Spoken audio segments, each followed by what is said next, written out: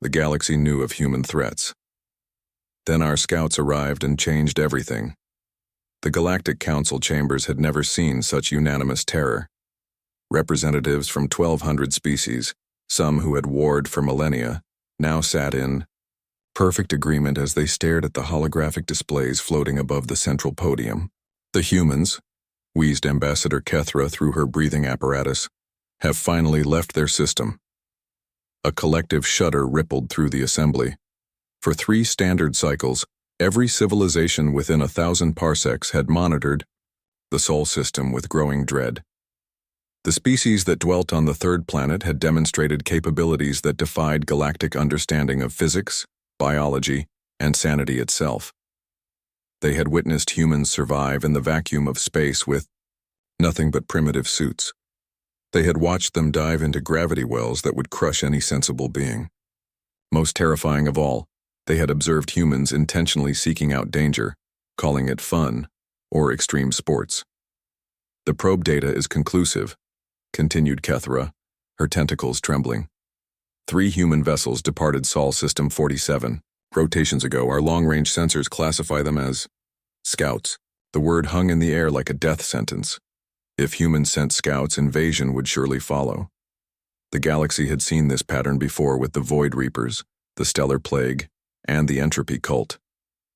First came the scouts, then came annihilation.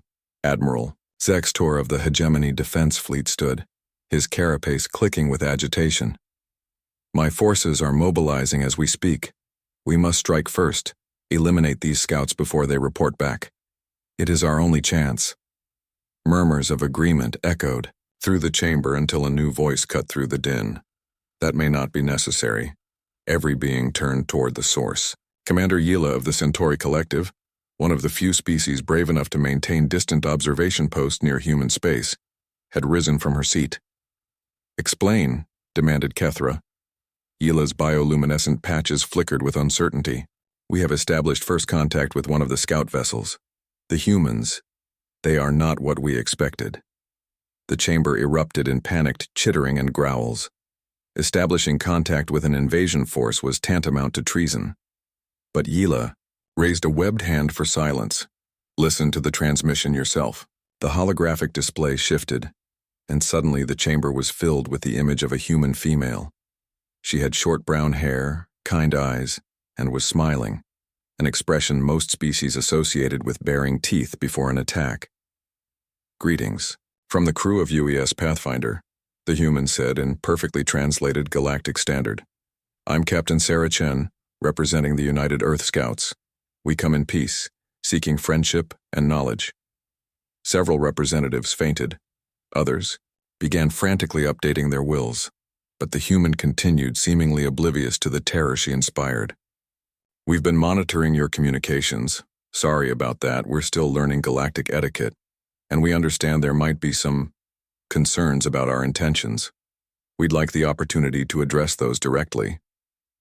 She speaks of monitoring our communications as if it were a minor social error, whispered Ambassador Vorth, his crystalline form refracting light in patterns of pure dread.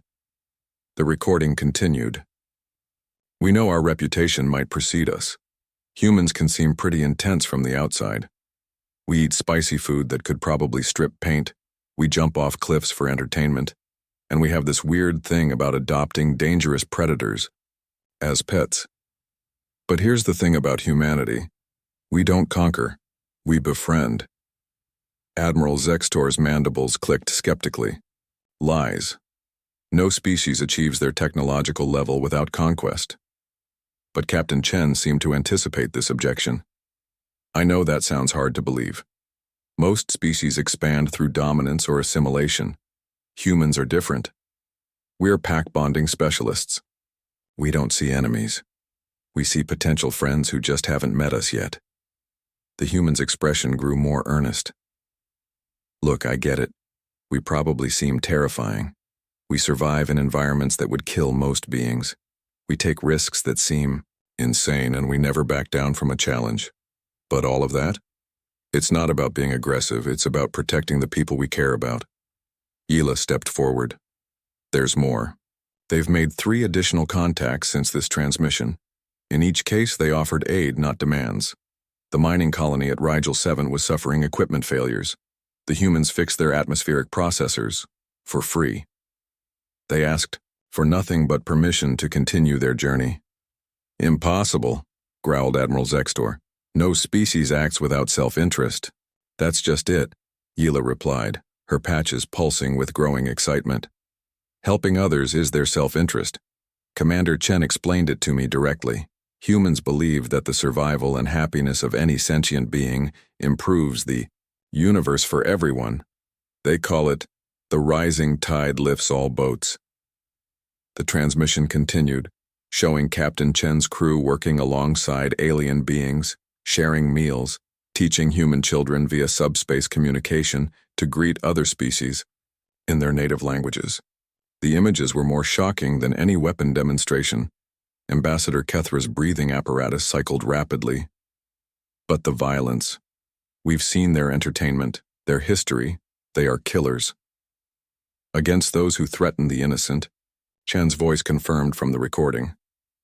Yes, humans can be dangerous, but we're only dangerous to bullies and predators.